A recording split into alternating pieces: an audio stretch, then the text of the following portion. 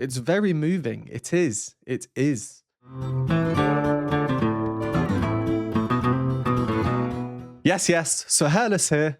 This will be our second time hearing Lara Fabian perform Je t'aime, which means I love you. At the time of recording this right now, yesterday, I watched her performance of this song from the 2003 concert, En toute intimité. Today, we will be watching this performed in 2002 from her new concert. This is a Patreon request, so thank you for this one. I'm told this performance is quite different to the one we saw yesterday, so I'm curious as to see how. If you haven't seen my video on that other performance, please do. It will contain a lot of my thoughts, analysis that I'm sure will be useful or applicable here if it is the same song, which it is. And in this video, I will probably try not to repeat things I said in the other video. So, without further ado, let's get straight into it. Je vis des choses grâce à vous qui sont incroyables et ça me fait penser qu'il y a de ces chansons qui marquent, qui ponctuent, encore une fois, à un moment très précis de ce voyage.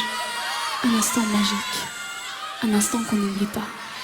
Et tout d'un coup, les choses changent et le filtre du temps s'appuie sur ces moments et les rend tout aussi magiques, mais juste un peu différents. Oh, there we go. A nice little speech to start off. Do you think that speech is well rehearsed, scripted, or she's half improvising or fully improvising? I always wonder these things. I just love to be in the mind of the artists.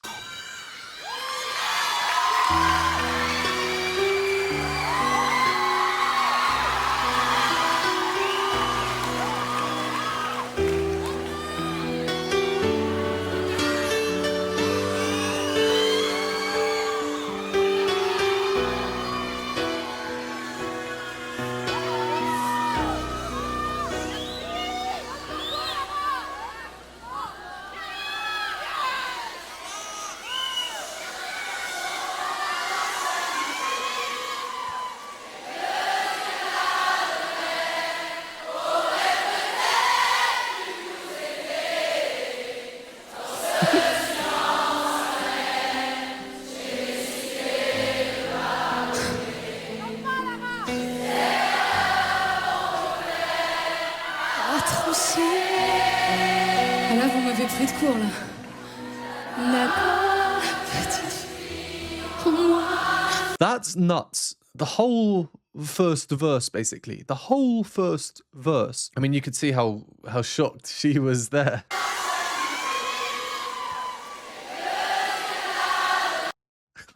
Yeah, and this is especially weird for me because in yesterday's video, I was literally questioning, as in I asked what Lara must think when the audience sings, but it was nothing like this. In that other performance, someone in the audience just sang like one line. So that's what I was talking about. Maybe I'll put a clip here.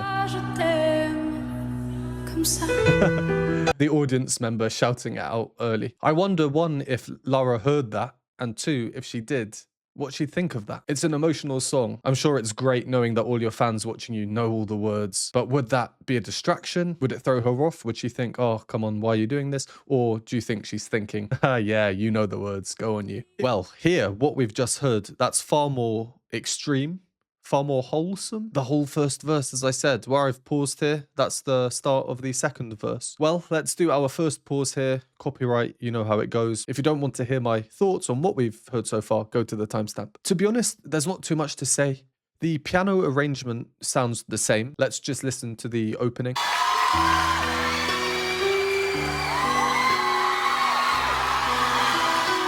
And compared to the video we watched yesterday,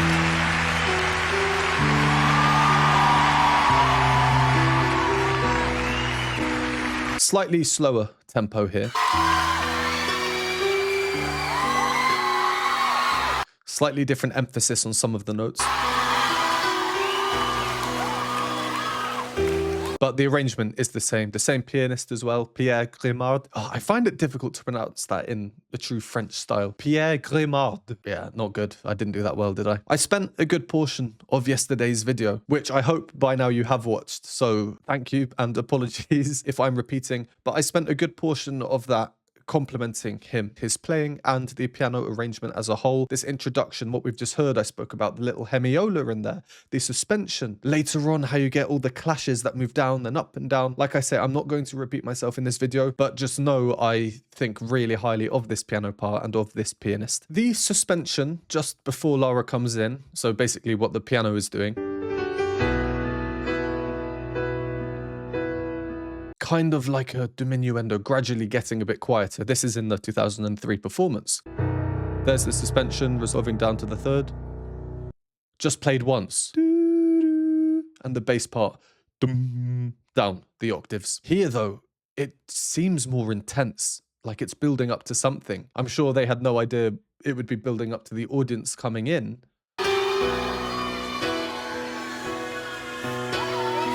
The contrast in the notes, chum, chum, quietly. The syncopation, tutum, between the left and the right hand. There's just an added level of intensity here, which, compared to the other performance from the concert en toute intimité, which means in complete privacy. So yeah, we might expect things to be a bit less in general, a bit softer, everything a bit more reduced. The repeated chords 3 times. The piano is a string instrument. It sounds by a hammer hitting a string, and therefore naturally the sound will run out with time. It will gradually get quieter and quieter as the string loses energy, stops vibrating until it fades into silence, which is what happened in the concert we saw yesterday. Play it once, let it fade out. Lara comes in. Here, he plays it a few times, prolonging the silence before Lara comes in. It's easy to say retrospectively, but it greatly enhances the impact of the audience replacing Lara here. At first, I'm thinking, okay, the audience is shouting, as you often get, but I don't think anyone, including them on the stage, was expecting that.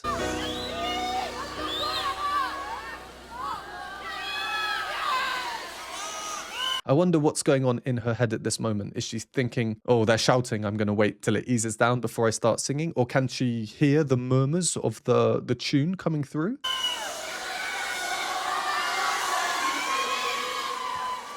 There, the moment of realization. The shock on her face.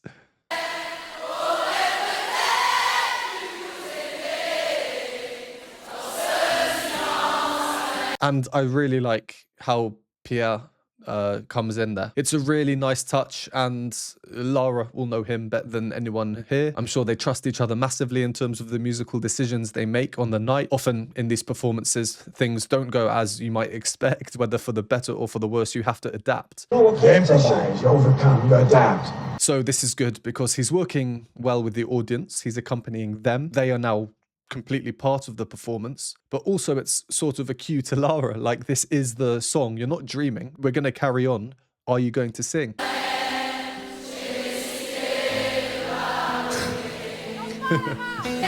là, vous m'avez pris de court, là.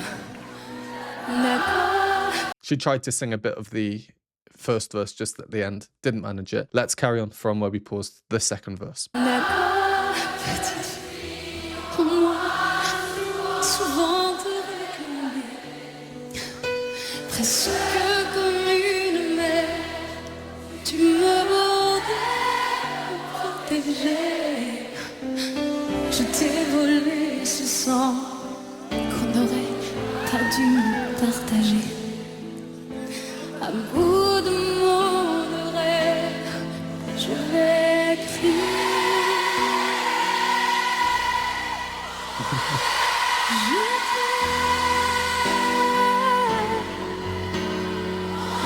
Je t'aime comme un fou, comme un soldat, comme une star au cinéma. Je t'aime,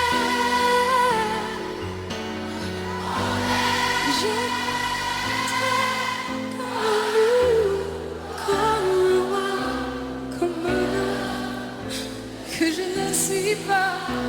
Tu vois, je t'aime.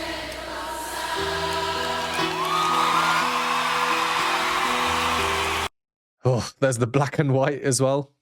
How cinematic. I mean, look, I'm getting emotional as a viewer over 20 years in the future watching on YouTube. I can't imagine how difficult it is for Lara at this moment to be able to sing through this emotion, the type of emotion that just grabs a hold of your control over your body, your vocal cords, your face starts to quiver, your eyes water. I'm sure we've noticed there that the audience has spontaneously changed the words of the chorus from Je t'aime, I love you to On t'aime, we love you.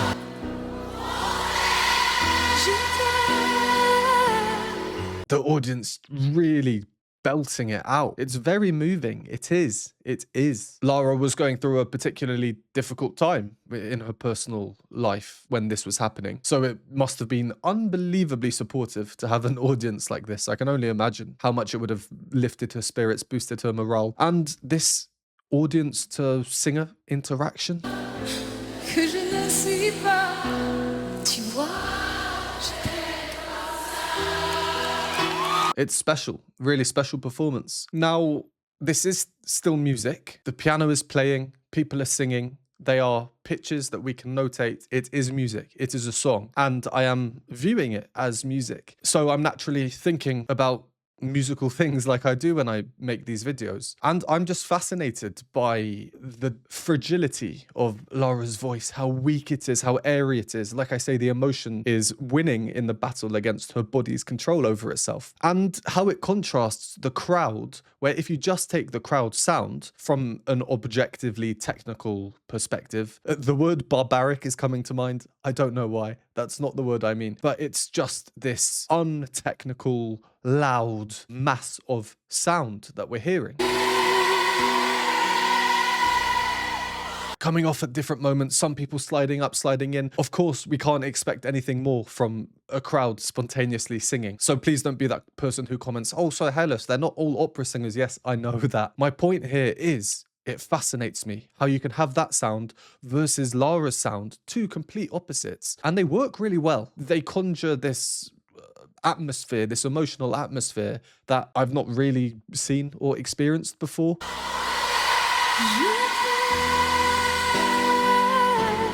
The crowd slightly flat, belting in their chest voice, it seems. The majority are women, it sounds like, at least the ones that we can hear singing. Lara, perfectly in tune.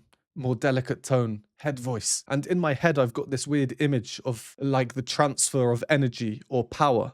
Who is giving power to whom? Lara or her audience? Well, you'd think they are giving Lara the power to continue, to keep going, to keep singing. But their sound is more powerful and Lara's is weaker. Maybe that makes no sense. I apologize if that's the case. These are the things that go on in my head.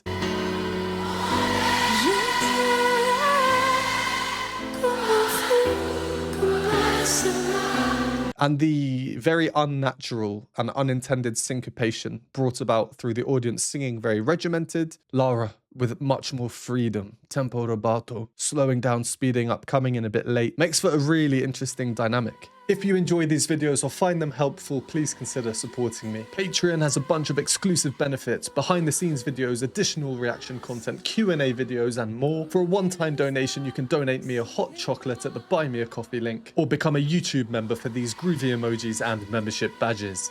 And a huge thank you to these lovely people on the screen now.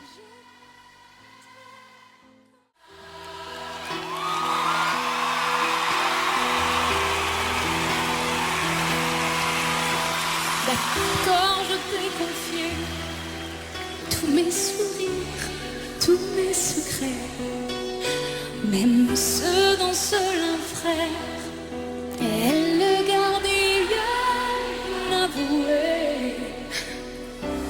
Dans cette maison de pierre, Satan nous regarde danser.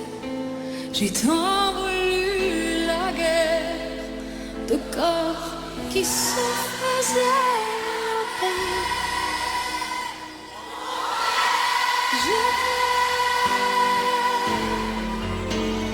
Je t'aime comme un fou, comme un soldat, comme une star de cinéma. Je t'aime. Je t'aime comme un loup.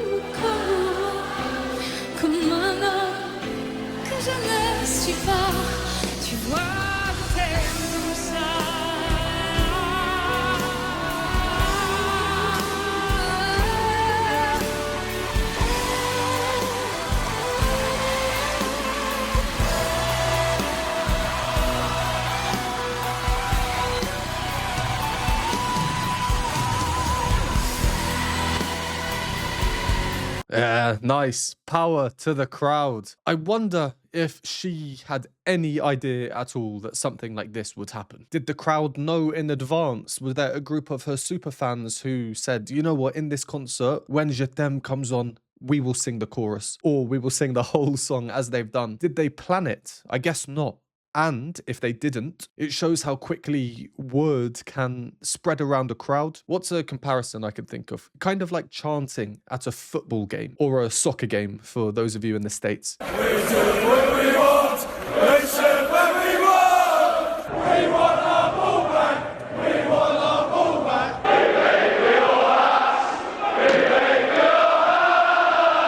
That is obviously a completely different context, but it always amazes me how so many hundreds of people can seemingly improvise with each other spontaneously, on the spot. The chorus that we've just heard, unreal. What I was saying earlier about this relationship almost between the audience and Lara on the stage, something you rarely see, but even more so now in this chorus. It's just like an interaction. The chorus, as I mentioned in yesterday's video, I just love it. One note that comes in and then sustains. Its power is through its simplicity. One note repeated once and sustaining all the way through. Lara now adapts. She delays it. She lets the audience sing, "We love you." And she, in return, goes, "I love you." She does some melodic adjustments as well. I imagine this is improvised.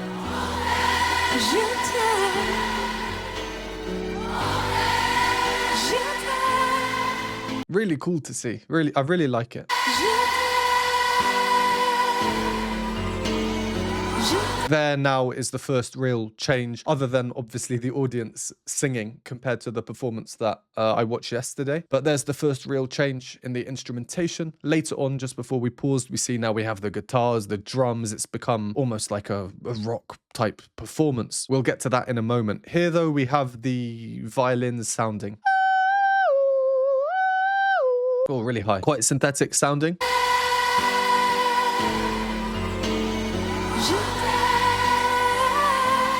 Violins, as we know, can be very emotional when used well in music, often depicting sadness. And then when the drum comes in, that's a huge change now, having a dedicated percussive instrument. Not only does it change the song for obvious reasons, it will make us all feel differently, but Lara's voice really surprised me here.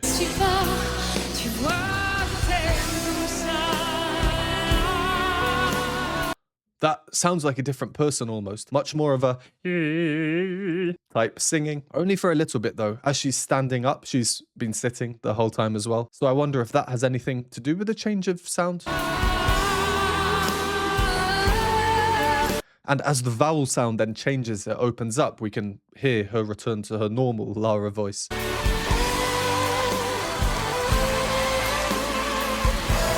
Lovely electric guitar solo in the background. I actually could not tell if that was a woman singing or a guitar playing.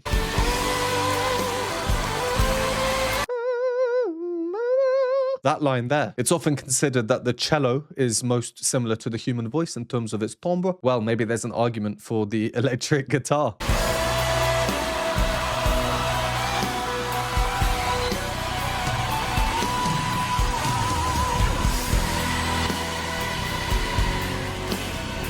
That violin line I was talking about before. Now, instead of we've got the song has now changed from a delicate, emotional, intimate song to this. We want to go, So let's carry on until the end. There's about 1.5 minutes left.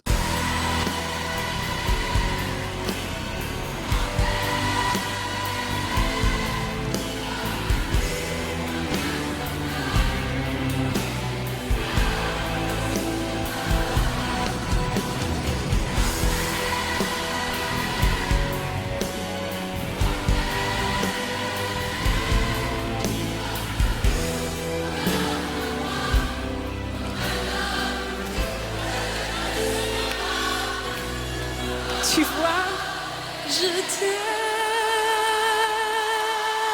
comme ça.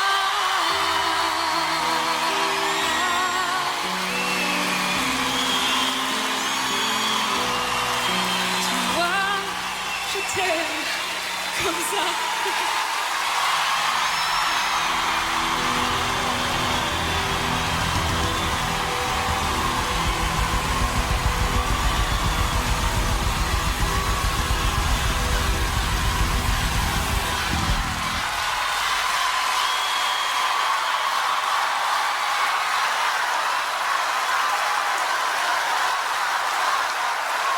Wow. There's a little bit left. Let's watch to the end. But wow.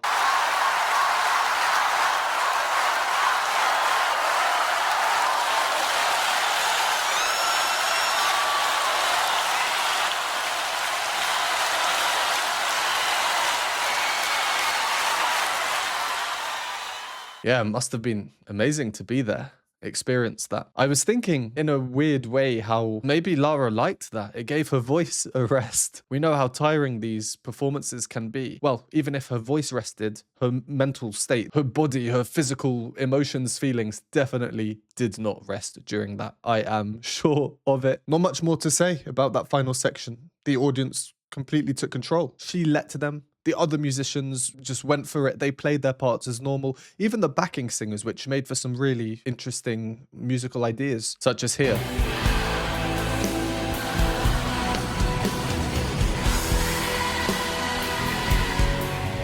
Really, really cool. And of course, the ending. Let's have a look at the lyrics at the bottom. Idea of quite a literal call and response between the audience and Lara. Tu vois, je t'aime.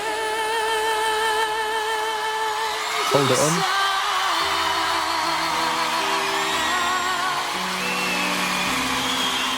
I think it's safe to say we can see how those two performances are different. I do need to keep in mind the chronology of them both, though. This one did come first, 2002. The one I saw yesterday came in 2003. So Lara has already experienced this by the time she was doing the other performance. For me, as a viewer, it was the other way round. Anyway, there's not much more to say on that. Really cool. Really, really cool to see. I have a lot of thinking to do because whilst this is, I think, clearly the more emotionally engaging performance, they both are, and every performance by Lara is, but there's something special about this one just because of how different and unique it is. Is this the version that I would listen to if I was listening to the song out of choice? At this point, I don't know. Maybe I'd listen to both, maybe one more than the other. I don't know. So the only way I can decide is by listening to them both some more. On that note, thank you as always for watching. Would appreciate a like and subscribe. Comment down below other performances by Lara you'd like to see me do. All these interactions let YouTube know you're interested in seeing more, and I will see you next time.